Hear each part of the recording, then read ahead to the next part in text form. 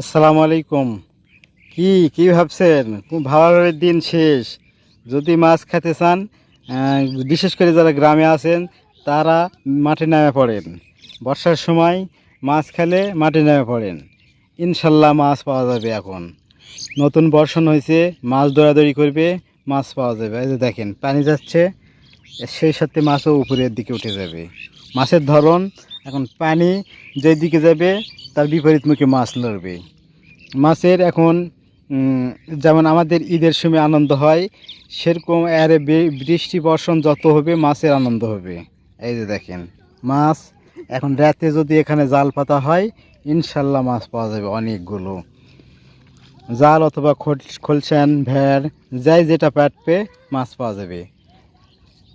আর মাছ পাওয়া যাবে নতুন মাছ। মাছের একটা স্বাদই অন্যরকম লাগবে।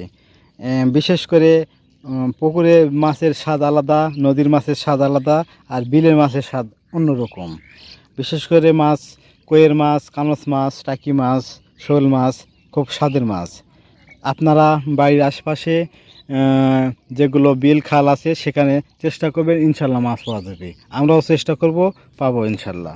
সবাই দোয়া করবেন আর গ্রামের সুন্দর সুন্দর দৃশ্য দেখতে আমাদের পেজটি ফলো করবেন। আসসালামু আলাইকুম রহমতুল্লাহ।